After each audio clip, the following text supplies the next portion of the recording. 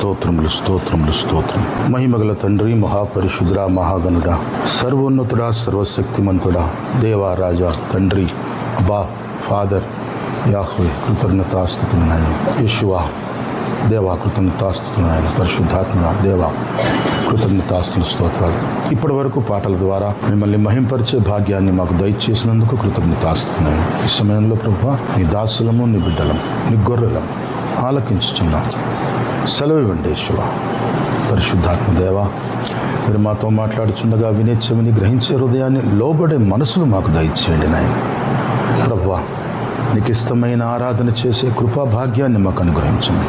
సమస్త మహిమ, ఘనత, ప్రభావాలు, స్తోత్రాలు మీరే పొందమని మీ ప్రియ కుమారుడు, మా ఘనరక్షకుడునైనా యేసుక్రీస్తు అతి శ్రేష్టమైన నామంలో అడిగి వేడుకొనుచున్నాము పరమ తండ్రి, ఆమేన్. మనము కొత్త నిబంధనలో దాన్ని రిపీట్ చేస్తున్నాం. క్రైస్తవుల వైఫల్యానికి ఒక కారణం ఇది కావచ్చు. ఏంటది? ఇతరుల పట్ల మనము నడుచుకునే విధానం.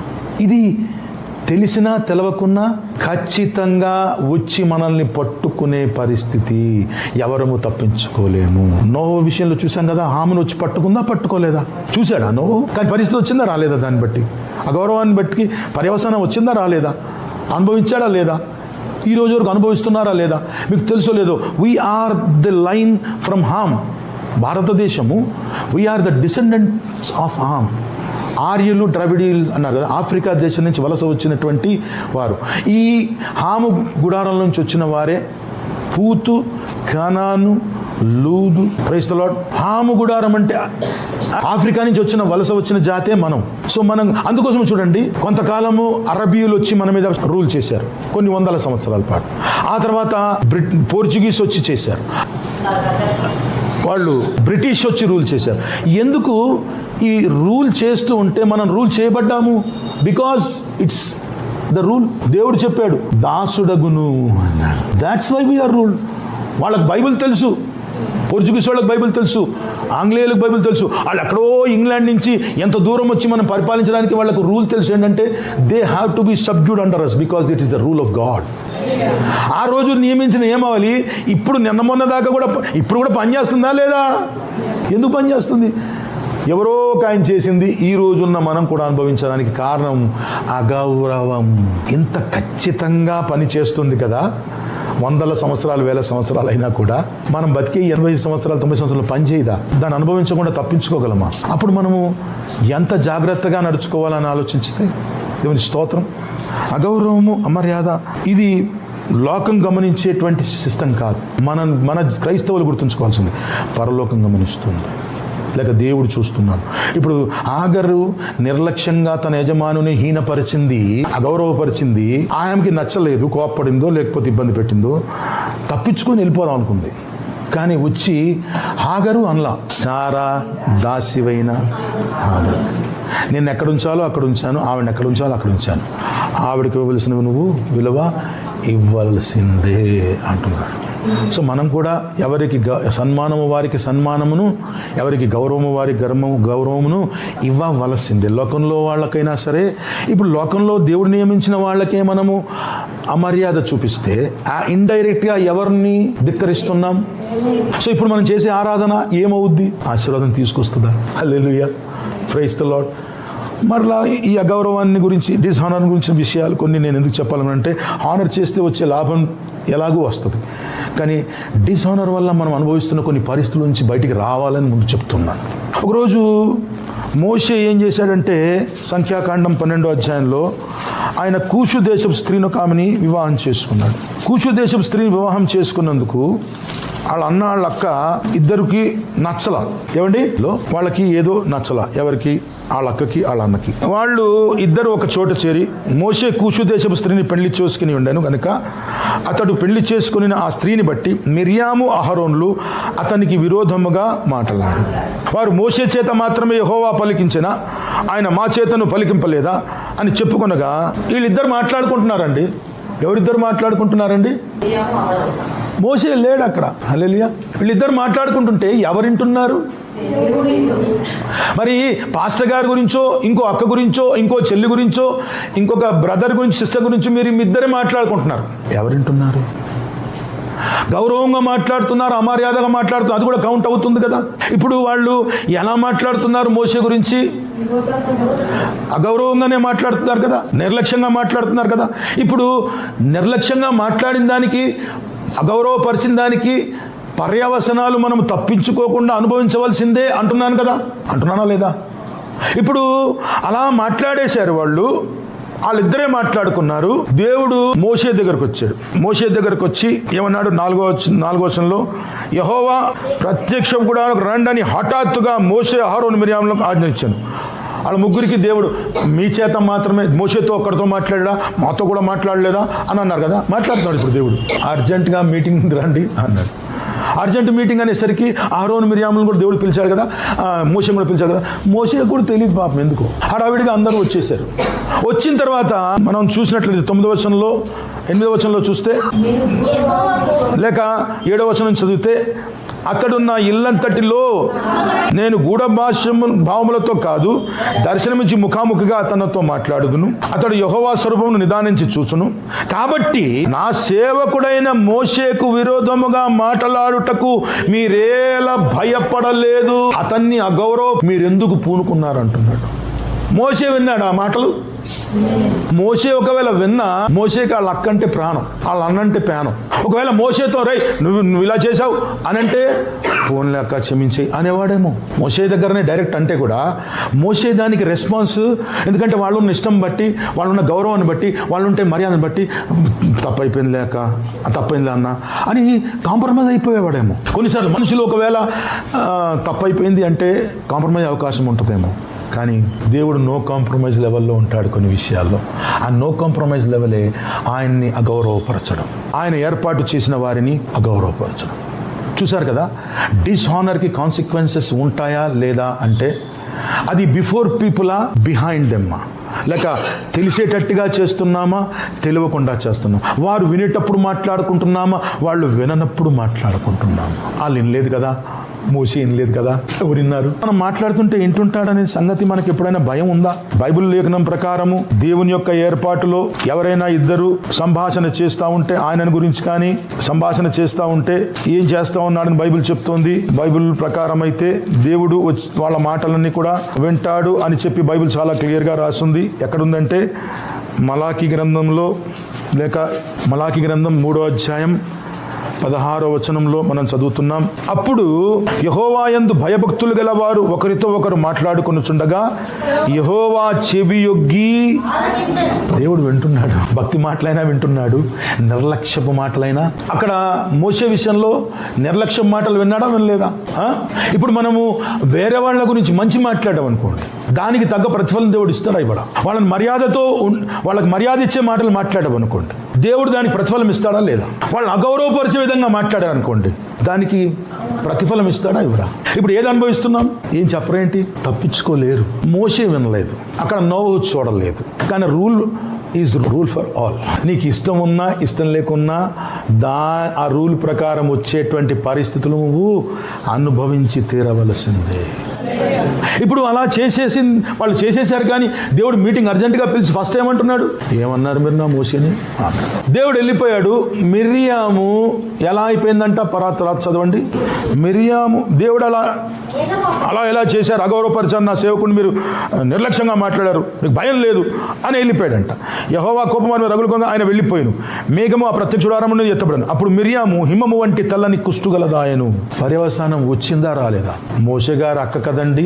అసలు మోషేని అలా మోషేగా గుర్తింపులోకి తీసుకురావడానికి దోహదపడింది కదండి. వాళ్ళ అమ్మనే తీసుకొచ్చి దాదిగా రాజకుమార్తె దగ్గరికి వెళ్ళి పరిచయం చేసింది కదండి. She was a key person in Moses life. ఆవిడ మోసే జీవితంలో ఒక ముఖ్యమైన భూమిక ఆవిడ పోషించింది కదా. ప్లస్ వయసులో కూడా పెద్దది. నీవు లోకరీత్యా నువ్వు వయసులో పెద్దవాడు అయి ఉండొచ్చు, పెద్దదాని ఉండొచ్చు. దేవుడి దృష్టిలో ఎవరు పెద్దవారో చూడు. మనకంటే చిన్నోడే కదా, మనకంటే చిన్నోళ్లే కదా అని కొంతమంది విషయంలో మనము మోసే విషయంలో మాట్లాడడానికి వాళ్ళకు ఉన్నటువంటి ప్రైస్లో మెయిన్ రీజన్ ఏంటి?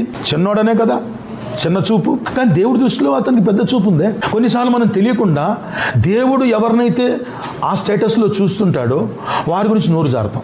ఎందుకంటే వాళ్ళు మనకి నిన్నగాక మొన్న వచ్చాడన్నట్టే ఉంటారు. మనం రక్షణ పొందిన తర్వాత మనం ముందు రక్షణలోకి వచ్చారు కదా అనుకుంటాం మెనీ థింగ్స్. కాబట్టి వాళ్ళు మనం ఏం చేస్తాం, లైట్ తీసుకుంటాం. మోషేని వాళ్ళు లైట్ తీసుకున్నారు, దేవుడు వాళ్ళని లైట్ తీసుకున్నాడు. చాలా మంది జీవితాల్లో మనల్ని దేవుడు లైట్ తీసుకోవడానికి కారణం ఏమవుతుంది, దేవుడు లైట్ తీసుకోవడం అంటే పెద్దగా పట్టించుకోకపోవడం. ఎందుకు, ఆయన పెట్టిన నియమాన్ని ఉల్లంఘిస్తే ఆయన ఎలాగో హెల్ప్ చేస్తాడు. Praise the Lord. సో డిస్హానర్కి కాన్సిక్వెన్సెస్ ఉన్నాయా లేదా, లేక అగౌరవపరిచే విధంగా మనము నడుచుకున్నప్పుడు దాన్ని అనుభవించవలసిందేనా లేదా? మరి ఇప్పుడు ఏం జరుగుతుండొచ్చు మన జీవితంలో ప్రస్తుతానికి? ఎవరినో ఎక్కడో ఏదో విషయంలోనో ఖచ్చితంగా ఎవరిని దేవుడు గౌరవ స్థానంలో ఉంచాడో వారిని స్పెషల్గా ఎక్కడో అగౌరవపరిచే ఉండొచ్చు కదా. అప్పుడు దాని పర్యవసానం అనుభవిస్తామా? వాళ్ళు అనుభవించారు. నేను చెప్తున్నాను, ఇది తప్పించుకునేటువంటి పరిస్థితి కాదు. మోషే విషయంలో దేవుడు ఇంత ఖచ్చితంగా ఉన్నాడా లేదా? మోషే అంటే అంత ఇష్టమా లేదా? అలాగని చెప్పి ఒకరోజు మోషేతో దేవుడు అన్నాడు, నాయన నువ్వు జనుల ఎదుట వెళ్ళి ఆ రాయితో మాట్లాడు, నీళ్ళు వస్తాయి అన్నాడు. మోషే ఉన్న పరిస్థితిలో వాళ్ళు నిజంగా ఆయన్ని ఇసిగించిన పరిస్థితి చాలా ఉన్నది. మోషే ఏం చేశాడంటే ఆ రాయిని కొట్టాడా లేదా? కొడితే దేవుడు ఒక్క మాట అన్నాడు, ఇశ్రాయేలు ఎదుట నువ్వు నన్ను ఘనపరచలేదు అన్నాడు. You did not honour me before the men. నేను చెప్పింది ఒకటి, నువ్వు చేసింది ఒకటి. దాన్ని ఏమంటారంటే మిస్ఇంటర్ప్రిటేషన్ అంటారు. మిస్ఇంటర్ప్రిటేషన్ అంటే తెలుసా, చెప్తుంది ఒకటి అర్థమవుతుంది ఇంకొకటి. చాలాసార్లు క్రిస్టియన్స్కి మిస్గైడ్ అయిపోవడానికి కారణం ఏంటో తెలుసా, దేవుడు ఒకటి మాట్లాడుతుంటారు, వాళ్ళు దాన్ని రైట్ ఇంటర్ప్రిటేషన్ లేకుండా అది ఆయన అలా చెప్పాడు కానీ మీకు అర్థమవుతుందా, ఇలా చేయొచ్చు కానీ చెప్పాడు కదా, అలా చేయొద్దని ఇలా చేయని చెప్పాడు. మనం దాన్ని ఏం చేస్తామంటే మనకు అర్థమైన విధంగా దాన్ని మిస్ఇంటర్ప్రిట్ చేస్తాం. God was saying something and Moses was doing something. ఈరోజు క్రైస్తవుల్లో వైఫల్యానికి కారణం ఏంటో చెప్పండి. తెలియక దేవుడు చెప్పట్లేదా, దేవుడికి తప్పని చెప్పట్లేదా, ఇది అగౌరవం అని చెప్పట్లేదా, ఇది అమర్యాద అని చెప్పట్లేదా? చెప్తున్నాడు కదా. మరి చెప్తున్నా కూడా మనం ఎందుకు ఉల్లంఘిస్తూ ఉన్నామంటారు? మనకు తెలుసా లేక తెలియదా? తెలిసి తెలియనట్టు ప్రవర్తించడం. ఇప్పుడు మోషేకి అంత స్థితి, అంత మంచి మర్యాద దేవుడి దృష్టిలో ఉందా లేదా? కాబట్టి కదా వాళ్ళిద్దరిని గద్దించి మిరియామికి అప్పటికి పర్యవసానం కూడా చూపించారు కదా. ఇప్పుడు నేను గొప్ప కదా అనుకొని మోషే ఒకవేళ అనుకుంటే, దేవుని అగౌరవపరిస్తే మోషే కూడా ఆయనకి లెక్కలేదు. ఏమన్నాడు, నువ్వు జనుల ఎదుట నన్ను ఘనపరచలేదు అన్నాడు. దేవుడు అన్న మాట అదే, you did not honour me before Israelites, that's why నువ్వు పాలు తేనెలు ప్రవహించే దేశంలో ప్రవేశించడానికి. ఈ విషయాన్ని దేవుడు ఇంత ఖచ్చితంగా పట్టించుకుంటాడు, అది నేను నేర్పిస్తున్నాను. యెహోవా పరిశుద్ధుడు, ఆయనను ఘనపరచుడి, ఆయన పాదపీఠం ఎదుట first know your God, then honour him, then worship him. ఈ ప్రాసెస్ లేకపోతే దెబ్బతింటావు సహోదరుడా సహోదరి అని చెప్పడానికి రాయబడిన కీర్తన 99వ కీర్తన. ఎందుకంటే ఆయన వ్యక్తిత్వాన్ని గురించి, ఆయన మహోన్నతుడు, ఆయన భయంకరుడు, ఆయన విషయాలన్నీ కూడా ముందు ఎందుకు హైలైట్ చేస్తున్నాడు? బీ కేర్ఫుల్ అని అర్థం. Be careful while you worship the Lord. ఇప్పుడు ఎందుకు అగౌరవానికి వస్తున్న ప్రతి పర్యవసానాన్ని ఎందుకు చెప్తున్నానంటే, చూడండి, చాలాసార్లు ఈ అగౌరవపరిచే విధానము మన ఐడెంటిటీ పోద్దండి అమ్మా, మన గుర్తింపు కూడా పోద్ది. మోషేకి అంత మంచి గుర్తింపు ఉంది, ఆయనకు ఒక ఐడెంటిటీ ఉందా లేదా? It's a prophet of God. దేవుడితో ముఖాముఖిగా మాట్లాడిన he was a honoured person, he was a recognised person among all the Israelites, he was a well known person among. ఆయన ఒక పొజిషన్ ఉంది, ఆయనకు ఒక హోదా ఇచ్చాడు దేవుడు, ఒక హోదా ఉంది, కానీ it cost him everything just because అగౌరవంగా నడుచుకున్నాడు. ఇంత ఖచ్చితం కదా ఇది. మరి మనం ఎంతవరకు దీన్ని ఖచ్చితంగా పాటిస్తున్నాం? బైబిల్ ప్రకారం అగౌరవానికి ప్రతిసారి కూడా పర్యవసనాలు వస్తూనే ఉన్నాయి. అలా చాలా ఉన్నాయి, నేను చెప్పుకుంటూ వెళ్తే చాలాసేపు అవుద్ది. కానీ మీకు అర్థం అవడానికి నేను ఏదో ప్రయాణంలో ఉన్నాను, దేవుని స్తోత్రం. బైబిల్లో చాలాసార్లు ఇలా ఎవరికి గౌరవము, మనుషుల పట్ల కూడా వారికి గౌరవము ఇవ్వకపోతే it has cost Moses his position. ఆయనకి తన ఏమంటారండి, మొత్తం మీద ఆయనకున్నటువంటి గుర్తింపు కూడా కోల్పోయాడా లేదా? దేన్ని బట్టి? భక్తి చేయలేదా? చేశాడు. దేవుడు చెప్పినట్టు చేయలేదా? చేశాడు. దేవుడు చెప్పుడు వినలేదా? విన్నాడు. అన్ని విషయాల్లో నా ఇల్లంతటిలో నమ్మకమైన వాడనే సాక్ష్యం కూడా పొందాడు. ఆ స్థితికి వచ్చినాక అతను దేవుని మాటని వినలేదు. ఇప్పుడు నేను పెద్ద పాస్టర్ని కాబట్టి నేను దేవుని మాట వినుకుంటే సరిపోద్ది అంటారా? మీరు ఒక రోజు ఏ స్థితిలో లేరు, ఒక స్థితికి వచ్చారు, ఇప్పుడు మీరు నిర్లక్ష్యంగా మాట్లాడేస్తే సరిపోద్ది అనుకుంటారా? తప్పించుకోగలరా?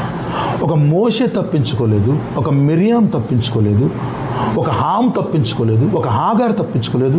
ఏమైనా అర్థమవుతుందమ్మా? ఎందుకు ఇవన్నీ చెప్తున్నానంటే, దేవుడు అడుగుతున్న మాట, నన్ను ఘనపరచువా, నేను ఘనపరుస్తాను అనడానికి కారణం, నాకు రావాల్సిన ఘనత ఎక్కడా అని అడగడానికి కారణం ఆయనకు చేసే భక్తి విషయంలోనే. ఆయన ఎడల ఏ భయభక్తులతో మనం జీవిస్తున్నాము అది మనము గమనించుకోవాల్సిన అవసరం మనకు ఉన్నది. క్రైస్తవులో లేకపోతే దేనికి తగిన పర్యవసనాలు దాన్ని మనము ఇప్పుడు లోకంలో రూల్ మనం లోకంలో ఏదైనా గవర్నమెంట్ పెట్టిన రూల్ పాటించలేదనుకోండి, శాసనాన్ని మనం మీరేమనుకోండి, ఫలానా సెక్షన్ కింద మనకు శిక్ష వేయబడుతుంది. ఇది తప్పించుకోవచ్చు. మంచి లాయర్ని పెట్టుకొని డబ్బు పెట్టి మమ్మిని తిమ్మించేసి మాయ చేసి మసి చేసి ఏదో చేసి తప్పించుకోవచ్చు. ఎవడి వల్ల కాదు. దేవుని స్తోత్రం. హల్లెలూయా. ఆయన గురించి రాయబడిన మాట సామెతలు అంటాడు, ఆయన ఎక్కడో పరలోకంలో ఉన్నాడు, అక్కడి నుంచి ఆయనకి ఏం కనబడుతుందని రాశాడు, ఆయనకి పాతాళం కనబడుతుందంట. పాతాళం అంటే ఏంటి? మనకంటే కింద ఉండేటువంటి ఒక పరిస్థితి. మనం పాతాళం కంటే కింద ఉన్నామా, పరలోకానికి పాతాళానికి మధ్యలో ఉన్నామా? కిందదే కనపడుతుందంటే ఇక్కడ మధ్యలో కనపడదా? ఈయనకి దేవుడికి ఇదే పని చూడకుండా వదిలేయచ్చు కదా అనుకుంటున్నావా? లేదు. ఆయన పెట్టిన నియమం పాటిస్తున్నామా లేదా అని దేవుడు పరీక్ష నడుస్తానేమంటారు. అందులో క్రమమే ఆరాధన. అప్పుడు మనము ఆయన నియమించిన రూల్ పాటిస్తున్నామా లేదా అనేది ఆయన పట్టించుకుంటాడా లేదా. నేను ఆశ్రదించంటే ఆశ్రయించడానికి రెడీ, కానీ కండిషన్స్ అప్లై. లేకపోతే ఏమవుద్ది, ఇలాంటి వాళ్ళం కూడా దేవుడు ఆశీర్వదిస్తాడా అని రేపొద్దున మన దేవుడి పేరు పాడు చేసిన వాళ్ళు అమ్మవు. హల్లెలూయా. సో ఇప్పుడు నేను ఎందుకు చెప్తున్నానంటే, ఇట్ విల్ బ్రింగ్ డౌన్ అంటే ఒక మంచి రెప్యుటేషన్ ఉన్న వాడి రెప్యుటేషన్ కూడా ఒక్క దెబ్బతో తీసేయగలడు దేవుడు. ఒక ఉద్యోగాన్ని చూసుకొని గర్వించి, లేక ఒక హోదా చూసుకొని గర్వించి, ఒక స్థితి చూసుకొని గర్వించి ఇతరులను అగౌరవపరిచినట్లయితే, ఎవరికి దేవుడు చెప్పాడు కదా, సారై దాసివైన హాగర్ అంటే సారాని నీ మీద పెట్టాడు, దేవుడు పెట్టాడు. కొంతమందిని మన జీవితాల్లో మనకంటే ఉన్నత స్థానంలో దేవుడే పెడతాడు. అది లేకుండా ఎవరు మన నెత్తి మీద ఉండరు. కానీ మనం అలా ఉంటున్నాము. వాళ్ళ గురించి నిజంగా వాళ్ళకి పేతురు కూడా చెప్తున్నాడు, పౌలు కూడా చెప్తున్నాడు, అందరూ చెప్తున్నారు. గౌరవం విషయంలో, మర్యాద విషయంలో రాజుని గౌరవించము, సన్మానించము. లేక జనుల ఎవరు కూడా మేము అధికారం, దేవుని యొక్క ఏర్పాటు లేని మీ మీద అధికారిగా రాడు, చాలా క్లియర్గా చెప్తాం. అలాంటి వాళ్ళని మనం కించపరిస్తే దేవుని రూల్ ఆటోమేటిక్గా మనకు అప్లై అవుతుందా అవరా? అదే కదా జరుగుతుందేమో. మరి ఈరోజు పరీక్షించుకోవాల్సిన అవసరం ఉంది కదా. ఆరాధించే ముందు, హల్లెలూయా, ఆరాధించే ముందు యెహోవా పరిశుద్ధుడు, ఆయన ఎవరో తెలుసుకో, ఆయనను ఘనపరచు, లేక ఆయన ఎలా బ్రతకాలని చెప్తున్నాడో నేర్చుకో, ఆ తర్వాత ఆరాధించి. హల్లెలూయా. ఇప్పుడు ఒకరోజు ఎస్తేరు గ్రంథం ఉంది. ఇప్పుడు ఎస్తేరు గ్రంథము మీ బైబిల్లో ఉన్నట్లయితే ప్రియులారా, పాత నిబంధన 414 పేజీలో ఒక ఆవిడ పేరు మహారాణి. ఎవరావిడ?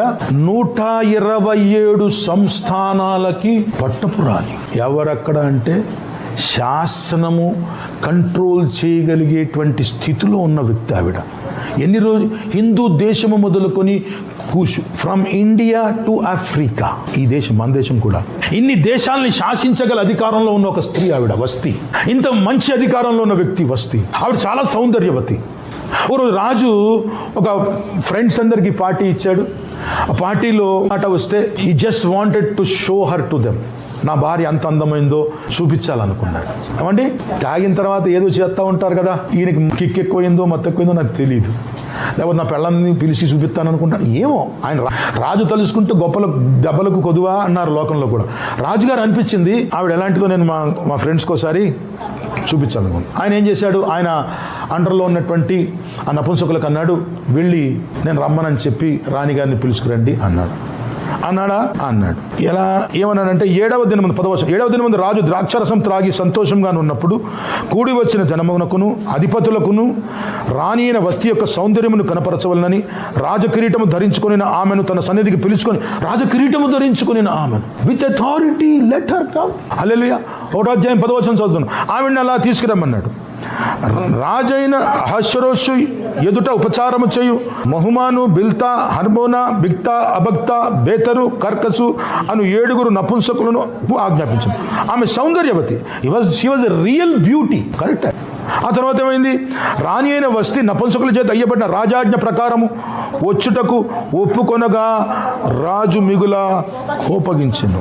అతని కోపము రగులుకొనెను. హల్లెలూయా. ఏం చేసింది వస్తి?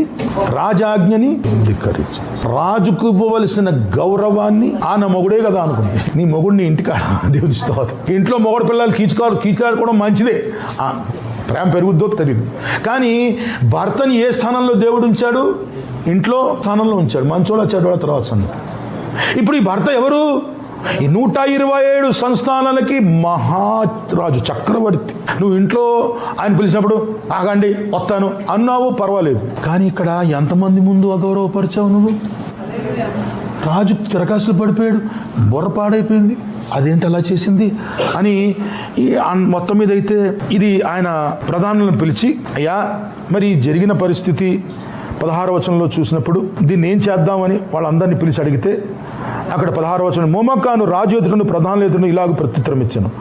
రాణి అయిన వస్తి రాజు ఎడల కాదు, రాజైన అహస్రోసు యొక్క సకల సంస్థానములలో నుండి అతిపతులైన ఎడలను జనులందరి ఎడలను నేరుస్తుంది. అమ్ము ఒక్కడి మాట అనుకుంటే ఇంత పాపం చుట్టుకుంటుందా అమ్మా? ఏమన్నా ఆలోచిస్తున్నారా? ఒక బాస్ ఉంటాడు, ఒక కంపెనీకి బాస్ ఉంటాడు, ఉద్దేశం లేక ఎండి గారు ఉంటారు. ఎండి గారికి అనేకమైనటువంటి కంపెనీలు ఉంటాయా? అనేకమైన కంపెనీలు ఉంటాయి. అందులో అనేకమైన కంపెనీలు అనేక మంది స్టాఫ్ ఉంటారు. సో ఇప్పుడు 10 కంపెనీలకు ఎండి ఆయన, 10 కంపెనీలకి ఎండి ఆయన. మంచోడు కాదు, ఏంటో తెలుసా, ఎప్పుడు ఆ స్థితిలో ఎప్పుడు మంచోడుగా అనిపించదు. బట్ ఆ స్థితి ఎవరిచ్చారు అతనికి? ఎవరిచ్చారు? బైబిల్ చెప్తుంది, దేవుని సెలవు లేక ఈ లోకంలో ఉన్నత స్థాయికి ఎవడు రాలేడు అన్నాడు. If is an MD over your head, if he is the head of your department, God has put him as a head. ఇప్పుడు ఒక్క ఎండిని నువ్వు నిర్లక్ష్యంగా మాట్లాడితే ఆ 10 కంపెనీల స్టాఫ్ అందరూ కూడా ఏమంటారు? బత్తాసు పలుకుతారా? అమ్మో అలా మాట్లాడేవేంటి అంటారా?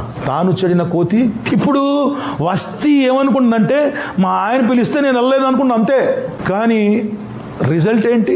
ఒక్క మాటిన నిన్న గౌరవించడం ఏంటి? రాజా ఈ 127 సంస్థానాలను అగౌరవపరిచింది. ఆ 127 సంస్థానాలు ఉన్న జనులందరినీ అవమానపరిచింది. ఇలా చూస్తూ వదిలేస్తే రేపు పొద్దునే వద్దంటున్నాడు. ఏలయనగా రాజైన అహస్రోసు రాణి అయిన వస్తిని తన సన్నిధికి పిలుచుకొని రావాలని ఆజ్ఞాపించగా ఆమె రాలేదని సంగతి బయలుపడగానే స్త్రీలందరూ దాని విని ముఖము ఎదుటనే తమ పురుషులను తిరస్కారం రానే రాజు మాట ఏం లేదు, నీ మాట ఏంటయ్యా నేనేది అంటది పెళ్ళం. ఎవరు? పాకి పని చేసుకునేవాడు పెళ్ళం కూడా అంటదంట. ఉద్దేశం, she has become a bad model. అనేకులకి చెడు ఉదాహరణగా ఆమెను తీసుకుంటారు. ఈ విషయంలో మాత్రము మనం ఏదో ఒకటి చేయవలసిందేనయ్యా. ఏం చేద్దాం అన్నాడు రాజు. ఏం చేద్దామంటే రాజుకు సమ్మతి అయిన 19వ వచనంలో, వస్తి రాజైన అహస్రోసు సన్నిధికి ఇకను రాకూడదని తమ మధ్యన ఒక రాజ్యాజ్ఞ పుట్టువను. Remove her from her position. Vashti position పోవడానికి కారణం ఏంటి? ఫిజికల్ కాన్సిక్వెన్సెసా లేక స్పిరిచువల్ మాత్రమేనా? మనం స్పిరిచువల్గా మాత్రమే కాన్సిక్వెన్స్ అనుభవిస్తాం అనుకుంటున్నారా? మిరియామికి కుష్టు ఎలా వచ్చింది? బాడీలో వచ్చిందా? పర్యవసానము వాళ్ళు ఉల్లంఘిస్తున్నటువంటిది మాట ద్వారాను ప్రవర్తన ద్వారాను కదా. కానీ పర్యవసనాలు ప్రత్యక్షంగా శారీరకంగా అనుభవిస్తున్నారా, అనుభవించడం లేదా? మనం తప్పించుకుంటామా? కాబట్టి ఆరాధన చేసినప్పుడు ఎంత జాగ్రత్తగా ఉంటుంది. ఇప్పుడు వస్తి ఆ బిక్తాను వాళ్ళందరూ ఒక 7 నపుంసకులు వచ్చారు. ఆ 7 మంది ముందు ఆయన నేను రాను, ఆవిడ కూడా ఒక పార్టీ, అక్కడ రాసిన మాట, అక్కడ మాట చూసారా? ఆవిడ కూడా పార్టీలో ఉందని లేదా?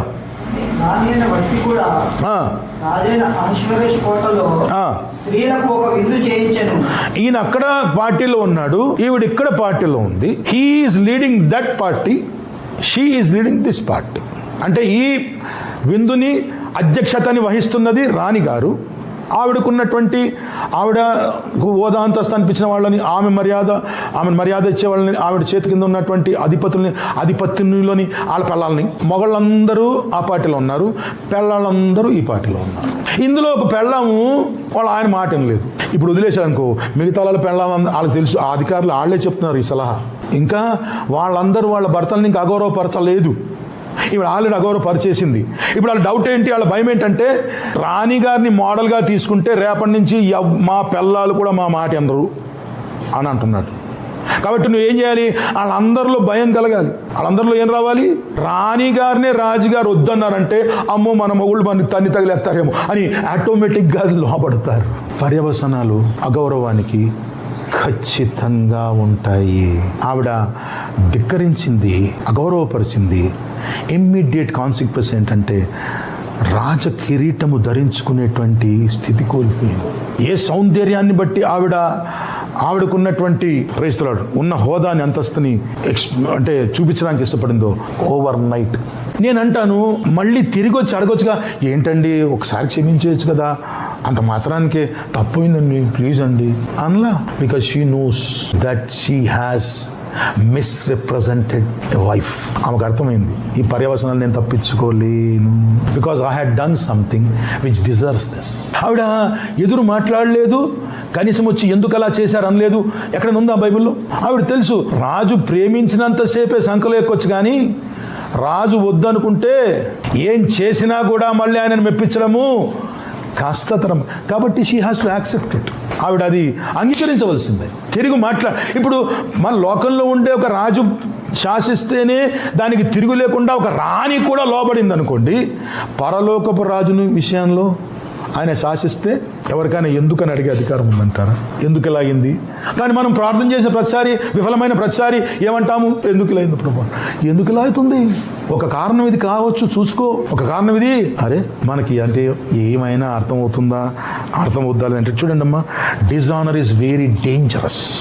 నన్ను అడిగితే అగౌరవంగా ఇతరులని చూడడం అనేది చాలా భయంకరమైనటువంటి పరిస్థితి. రాణి లాంటిది కూడా సాధారణమైన స్త్రీగా మారిపోయింది ఒక అగౌరవం వల్లే. ఒక రాణి స్థితే తీసి సామాన్యురాలుగా మారినప్పుడు అగౌరవం మనకున్న స్థితిని మార్చలేదా? నడిమంత్రపు ఏదో సంథింగ్ ఏం చేయలేదు. ఒక ఆయన నేను అన్నాను ఇలా ఉద్రాడు అంటే దేవుడు మంచోడు కాదు, ఇచ్చి తీసేసుకుంటారా? ఆయన ఇచ్చాడు, తీసుకోడు, తీసుకునేవాడు ఇంకోటి ఉంటాడు. యోబుకు ఉన్నటువంటి స్థితిని దేవుడు తీసుకున్నాడా? ఎవరో తీసుకున్నాడు. ఒకరికి మన స్థితి నచ్చదు, మన చుట్టూన్న కంచె నచ్చదు, మనకున్నటువంటి గౌరవం, మనకి ఇచ్చినటువంటి దేవుడు ఇచ్చిన హోదా నచ్చదు, ఎలాగైనా కింద పడేయాలంటుంటాడు. వాడు రెడీగా ఉండడు లాగేయడానికి. హల్లెలూయా. సో ఇప్పుడు నేనేమంటున్నానంటే, కనపరచమని అంత ఖచ్చితంగా దేవుడు ఎందుకు అంటున్నాడు? ఎందుకు గౌరవం విషయంలో దేవుడు అంత ఖచ్చితంగా నూతన నిబంధన పాత నిబంధనలో కూడా పర్టికులర్గా ఉన్నాడు? ఎందుకంటే ఇది పరలోకపు రూల్ కాబట్టి. దీనివల్ల ఇది తెలిసి చేసో తెలియక చేసినా కూడా 100% పర్యవసనాలు ఫిజికల్గా ఉంటాయి. స్పిరిచువల్గా ఎలాగో ఉంటాయి, ఫిజికల్గా ఉంటాయి. హల్లెలూయా. మోషే ఫిజికల్గా ఎంటర్ అవ్వలేకపోయాడు కానాను. మిరియాం ఫిజికల్గా ఆ పరిస్థితి అనుభవించింది. హాము ఆ రోజు చేసి ఈ రోజు వరకు కూడా ఆ శాసనం ఆఫ్రికన్ కంట్రీస్లో ఇంకా కూడా వాళ్ళ స్లేవరీ ఈరోజు కూడా కొనసాగుతుంది.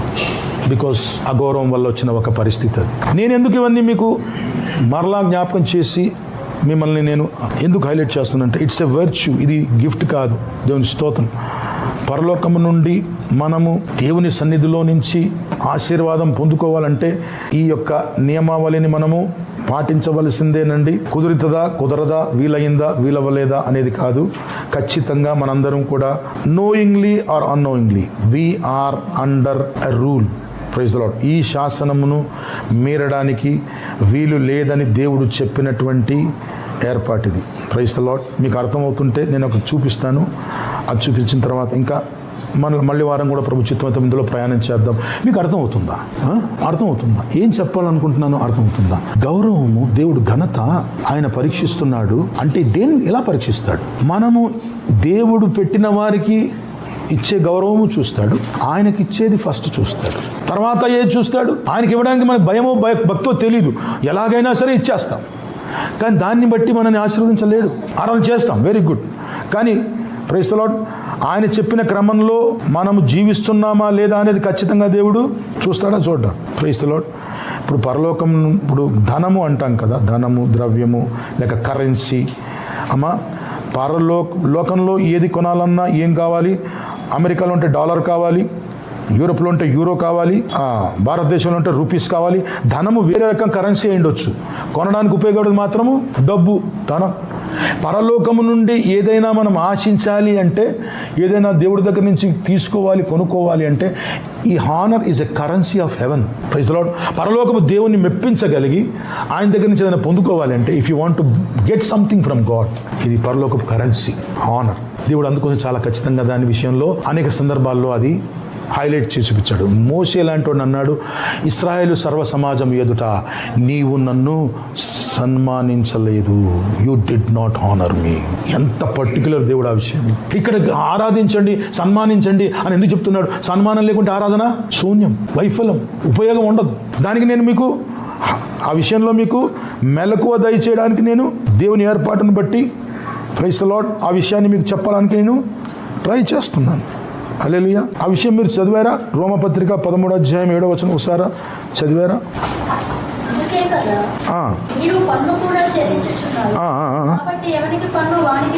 ఎవరికి ట్యాక్స్ వాళ్ళు ఆ పన్నును,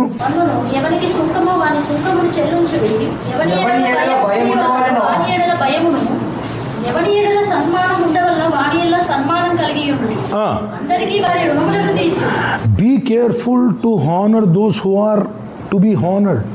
ఎందుకంటే అక్కడ మిస్ అయితే, ప్రైజ్ ది లార్డ్, అది నేర్చుకుందాం ఎవరు హానర్ చేయాలి. అందులో ఒక్క విషయాన్ని నేను చూపించి ఆరాధన చేసుకుందాం. దేవుడు కొంతమందిని దేవుడు ఆ గౌరవానికి పాత్రులుగా దేవుడే ఉంచుతాడు. వాళ్ళకున్నటువంటి స్టేటస్ని బట్టి కానీ, వాళ్ళకున్నటువంటి ఏమంటారండి డబ్బు దర్పాన్ని గుర్తింపు బట్టి కాదు, కానీ దేవుడు కొంతమందిని ఆయనే కొన్ని విషయాల్లో గౌరవించడానికి పాత్రులుగా దేవుడు పెడతాడు. వాళ్ళ విషయంలో మనం చేసే నిర్లక్ష్యమే అగౌరవానికి వచ్చేది. పర్యవసనాలు ఖచ్చితంగా ఉంటాయి కదా, ఉన్నాయి. ఇప్పటివరకు నేర్చుకుంది అర్థమైందా? అవి ముందెందుకు నేర్పించాను? వస్తీ చూపించానా? మోషేని చూపించానా? మిరియాన్ని చూపించానా? వీళ్ళందరూ చేసిన తప్పేంటి? వాళ్ళు దానికి తగినటువంటి ప్రతిఫలము అనుభవించారా లేదా అంటే ఏం చెప్పడానికి ట్రై చేస్తున్నాడు దేవుడు? ఈ విషయంలో ప్రతిఫలం ఖచ్చితంగా అనుభవిస్తారు, జాగ్రత్త అని చెప్పడానికి ట్రై చేస్తున్నాడు. అదేవిధంగా ద్వితీయోపదేశ కాండంలో ఒక మాట దేవుడు, లేక మనకి నిర్గమాకాండంలో ఉంటుంది, తర్వాత ఉంటుంది, కానీ అక్కడ కొంచెం మంచిగా దేవుని ఆత్మ ద్వారా మోషే చెప్పిన మాట నేను అది మీకు చూపించాలనుకుంటున్నాను. ద్వితీయోపదేశకాండం 5వ అధ్యాయం 16వ వచనమును ఒకసారి చదువుదాం. నీ దేవుడైన యెహోవా మొదట గౌరవం ఎవరికి ఇవ్వాలని చెప్పి ఆ తర్వాత నేను ముందుగా ఇప్పుడు మనం చదివాం, ఇంతకుముందు చదివాను. మొదట ఎవరిని ఘనపరచాలి అంటే దేవుణ్ణి. మనం చదివాం ఎక్కడ? 1వ సమూయేలు గ్రంథంలో 2వ అధ్యాయంలో 30వ వచనంలో దేవుడు వచ్చి ఏలీతో మాట్లాడుతున్న విషయం ఒకసారి చదివాం. అదొకసారి చూపించి మొదట రాసుకొని నోట్ చేసుకుంటే మీకు తర్వాత మళ్ళీ మెడిటేట్ చేయడానికి పనికొస్తుంది. మొదట ఎవరిని ఘనపరచాలి? దేవుడు ఏమడుగుతున్నాడు ఏలీకి వచ్చేసి? నన్ను ఘనపరచు వారిని. ఇక్కడ కీర్తనలో ఏం చెప్తున్నాడు? 90వ కీర్తనలో యెహోవాను. సో మొదటి ఇంపార్టెంట్గా మనం గుర్తుంచుకోవాల్సింది, ఫస్ట్ ఎవరిని గౌరవించాలి, ఘనపరచాలి, తర్వాత ఎవరిని? నీ దేవుడైన యెహోవా నీకు అనుగ్రహం. ఇప్పుడు చదువుదాము. మొదట అది రాసుకున్నారా? 1వ సమూయేలు గ్రంథం 2వ అధ్యాయం 30వ వచనంలో ఏలీతో మాట్లాడుతున్న మాట ఏమన్నాడంటే, నీ దేవుడైన యెహోవా నీకు అనుగ్రహించే దేశంలో నీ దీర్ఘాయుష్మంతుడవై నీకు క్షేమము కలుగునట్లు నీ దేవుడైన యెహోవా నీకు ఆజ్ఞాపించినలాగున ఏం లాగునా? తల్లిదండ్రులను సన్మానించమనేది ఏంటి?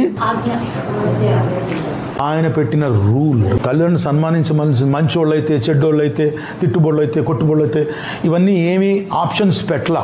ఏం పెట్టాడు? మీ తల్లిదండ్రులకు వాళ్ళు గౌరవానికి దేవుని విషయంలో తప్పించి, లోకంలో దేవుని విషయంలో కొన్నిసార్లు మనము దేవునిలోకి వచ్చామనో, లేకుంటే దేవుని విషయంలో మనం కొంచెం వెనక ముందు అయితే ఆ విషయంలో దేవుని మొదట గౌరవం ఇచ్చాం కాబట్టి.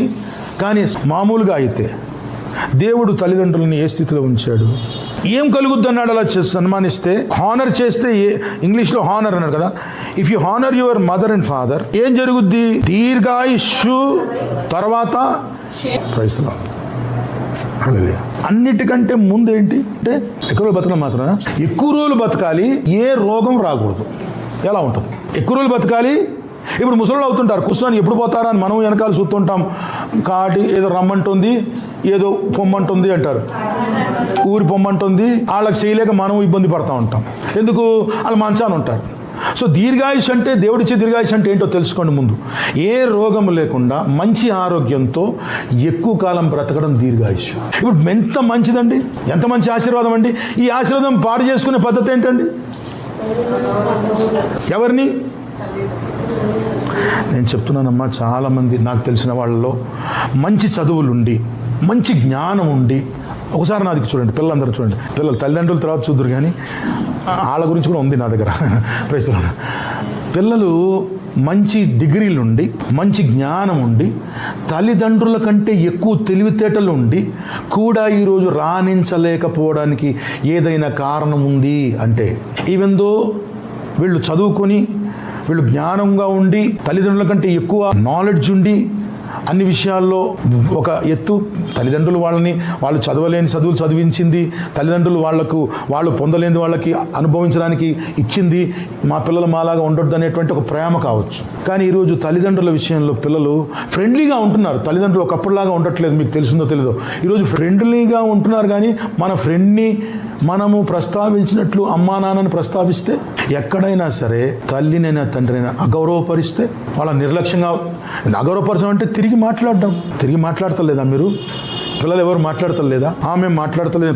మాట్లాడిన వాళ్ళు మంచిదే. అమ్మా నాన్నల మీద తిరగబడేటువంటి సంతానం ఇక్కడ ఎవరు లేరా? జాగ్రత్త సుమా. నీకెంత మంచి డిగ్రీ ఉన్నా, నీకెంత మంచి జ్ఞానం ఉన్నా, you will not be a successful person. గ్యారంటీగా రాసుకోండి. దేవుని విషయంలో అగౌరవం కానీ, దేవుడి ఏర్పాటు ఎవరి పట్ల గౌరవం ఉందని దేవుడు ఆజ్ఞాపిస్తున్నాడో వాళ్ళని అగౌరవించడం కానీ, మీ వైఫల్యానికి మీరే అవుతారా కాదా అంటే రేపు చూసుకోండి. తల్లిదండ్రులని గౌరవపరిచే వారి జీవితాన్ని చూడండి, అగౌరవపరిచే వారి జీవితాన్ని చూడండి, మీరే చూస్తారు. దేవుని పట్ల ఎక్కడ కూడా నేను నా జీవితం ఉండడానికి వీల్లేదు. దేవుడు ఎవరినైతే నిర్ణయించి నా జీవితంలో గౌరవించమని పెట్టాడో వాళ్ళ విషయంలో నేను అగౌరవంగా ఉండడానికి దానికి పర్యవసనాలు ఉన్నాయి, తప్పించుకోలేను. Even though you have a best degree from the university, even if you are a distinction student, but still you can become a failure if you are not honouring your mother and father. ఏమైనా అర్థమవుతుందా? ఇంకా చాలా విషయాలు ఉన్నాయి అమ్మా. నిజంగా చాలా మంది తల్లిదండ్రులని ఏడిపిస్తున్నా, తల్లిదండ్రులు ఏడుస్తున్నా పిల్లలు ఎవరో తెలుసా? తల్లిదండ్రులు నిర్లక్ష్యం చేసేవాళ్ళే. వాళ్ళని తల్లిదండ్రులు ఎంత ట్రై చేస్తారు బాగు చేయడానికి, బాగుపడడానికి అవకాశం వాళ్ళే మూసేస్తున్నారు. ఇప్పుడు మన పిల్లలు కూడా చదువుకున్నారు, డిగ్రీలు ఉన్నాయి కదా, వీళ్ళు సక్సెస్ అవ్వాలంటే వీళ్ళు ముందు ఏ క్వాలిఫికేషన్తో ఏ ఉద్యోగం సంపాదించాలో అది తర్వాత ఆలోచించాలి. ముందు తల్లిదండ్రులను గౌరవించే విషయం ఆలోచించాలి. హానర్ ఎక్కడైతే డిస్హానర్ అయిపోద్దో, you are disqualified to be a blessing. మా అమ్మ గురించి మీకేం తెలుసు పాస్టర్ గారు? మీ అమ్మ గురించి నేనేం తెలుసుకోవాలి? నువ్వు తెలుసుకోవాలి. ఏం తెలుసుకోవాలి? నీ తల్లిదండ్రులను సన్మానించవాలని. They are in a position by God. దేవుడు నియమించిన స్థానంలో వాళ్ళు ఉన్నారు. కాబట్టి మీరు ఇష్టం ఉన్నా ఇష్టం లేకున్నా ఏం చేయాలి? వాళ్ళని అగౌరవపరిస్తే అది రూల్ కదా, అగౌరవపరిస్తే స్పిరిచువల్ లా కదా. పర్యవసనాలు ఉన్నాయా లేవా? మనకు ఉంటాయా ఉండవా? మరి ఇప్పుడు ఆరాధన చేసే ముందు, లేచి నిలబడే ముందు ఏం రెడీ చేసుకోవాలి మైండ్ని? ఈరోజు నుంచి దేవుని విషయంలో మన నిర్లక్ష్యం ఏదైనా నోటి మాట చేత కానీ, ప్రవర్తన చేత కానీ, ఇంకొకళ్ళ గురించి మనం నిర్లక్ష్యంగా మాట్లాడినా చూసాం కదా. నోవహు విషయంలో చూస్తే తండ్రిగా మాత్రమే కాకుండా అగౌరవించిన విషయంలో నోవహు ఏదైతే మాట అన్నాడో ఆ మాట శాసనంగా దేవుడు ఈ రోజు వరకు కూడా నడుస్తుందని విన్నాం. ఇంకా తర్వాత చూస్తే ప్రైజ్ ది లార్డ్ మిరియాము విషయంలో చూసాం. ఇంకా చూస్తే మోషే విషయంలో కూడా చూసాం, హాగారు విషయంలో కూడా చూసాం. ఇవన్నీ ఎందుకు చూస్తున్నామంటే వాళ్ళు దేవుడు గౌరవించమన్న వారిని గౌరవించకపోవడమే, దేవుడు ఘనపరచవారిని ఘనపరచకపోవడమే, దేవుణ్ణి తద్వారా దేవుడు నియమించిన సిస్టమ్ మనం ఉల్లంఘిస్తున్నామంటే దేవుణ్ణి మనం అగౌరవపరుస్తున్నాం. నాట్ ఓన్లీ మనం అమ్మా నాన్న ఎదురు చెప్తున్నాం కాదు, మనం డైరెక్ట్గా వీళ్ళని, ఇండైరెక్ట్గా ఆయన్ని కూడా. ఇప్పుడు మనం నిలబడి హల్లెలూయా స్తుతి మహిమ అన్నాం అనుకోండి, ఆశీర్వాదం వస్తుందా? జాగ్రత్త సుమా. అందుకోసమే అన్నాడు, దేవుని మందిరమునకు వచ్చినప్పుడు నీ ప్రవర్తన జాగ్రత్త. నీ శరీరమంతయు శిక్షకు లోనగునంత పని నీ నోటితో అంటున్నాడు. ఇవన్నీ ఎక్కడికి వెళ్తున్నాయో చూస్తున్నారా? ఆరాధనకి వెళ్తున్నాయి కదా. కాబట్టి ఆరాధన చేసేవాడు ముందు అర్పణ కంటే కూడా అర్పణ తీసుకొచ్చిన వాని యొక్క వ్యక్తిగత విషయాలన్నీ కూడా దేవుడు చూస్తున్నాడా, చూస్తలేదు. ఆరాధన చేస్తే ఆశీర్వాదం వస్తున్నారు పాస్టర్ గారు, ఇన్ని వారాలైంది, 6 నెలలైంది, ఏ ఆశీర్వాదం రాలేదంటే ఎక్కడ సరి చేసుకోవాలో చూసుకో. హల్లెలూయా. ఈరోజు నిలబడి మనందరం కూడా సిద్ధపడి ఆ 99వ కీర్తనలో దేవుడు చెప్తున్నాక, ఆయన పరిశుద్ధుడు, ఆయనను ఘనపరచుడి, ఆయన ఎదుట లేక ఆయనని ఆరాధించుడి. ఆయన ఏంటో తెలుసుకోండి అమ్మా, ఆయన ఏంటో తెలుసుకోండి, దాన్ని బట్టి ఆయనకి ఇవ్వవలసిన విలువ ఇవ్వండి, ఆ తర్వాత ఆయనకి ఆరాధించండి. ఓకేనా? చేసుకుందాం. మహిమగల తండ్రి, మహాపరిశుద్ధుడా, మహాగణుడా, సర్వోన్నతుడా, సర్వశక్తిమంతుడా, కృతజ్ఞతాస్తుతులబ్బా తండ్రి, దేవా, యెహోవా, యేషువా, పరిశుద్ధాత్మ దేవా, కృతజ్ఞతాస్తుతులు, స్తోత్రాలు తండ్రి. ఎప్పటివరకు నైనా మీరు మాట్లాడిన ప్రతి మాటను బట్టి కృతజ్ఞత అయ్యా. ఆరాధన ఆశీర్వాదాన్ని తెరిచే తాళము లాంటిది ప్రభు. నీ ప్రత్యక్షతని మా జీవితాల్లోకి ఆహ్వానించేటువంటి విధము నాయన. గౌరవం అనేది నాయన తాళం చెవి లాంటిదని నాయన. గౌరవించినప్పుడు పొందే ఆశీర్వాదం ఉంది, అగౌరవం వల్ల పొందే తిరస్కారం కూడా ఉంది నాయన. మిమ్మల్ని ఘనపరచు విషయంలో కానీ ప్రభా, మనుషులని ఘనపరచు విషయంలో కానీ ఎవరికి మర్యాద, ఎవరికి గౌరవము, ఎవరికి సన్మానము వారికి ఇచ్చినప్పుడు, మీరు చెప్పారని మీ మాటను బట్టి ఇచ్చినప్పుడు మిమ్మల్ని గౌరవించినట్లు నాయన, మిమ్మల్ని ఘనపరిచినట్లు నాయన, దాన్ని బట్టే మేము స్వీకరించబడతాం. అవును ప్రభువా, నాడు కొంతమంది భక్తుల జీవితాలు మా ముందు ఉంచినారు అయ్యా. అగౌరవాన్ని పరలోకము ఎంత ఖచ్చితంగా పర్యవేక్షిస్తుందో మాకు నేర్పించారు.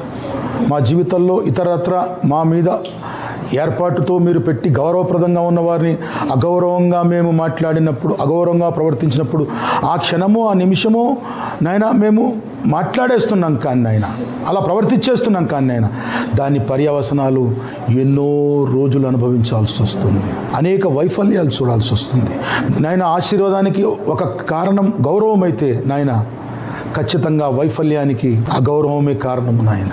అలా ఇప్పటి నుంచి నాయన మనుషులకి ఎవరికి గౌరవించాల్సిన విషయంలో వారికి గౌరవించడాన్ని బట్టి, తద్వారా మిమ్మల్ని గౌరవించే విధానంలో కూడా ఎక్కడా నీ మాట విషయంలో నిర్లక్ష్యం చేయకుండా నాయన, చిన్న చూపు చూడకుండా అన్ని విషయాలు జాగ్రత్తగా మేము చేస్తాం. మీకు వేరే మేమేమి చేయలేము యేసయ్యా. మాకు సహాయం చేయండి, మమ్మల్ని ఆశీర్వదించండి, ఆరాధన స్వీకరించండి. యేసుక్రీస్తు నామంలో అడుగుచున్నాము తండ్రి.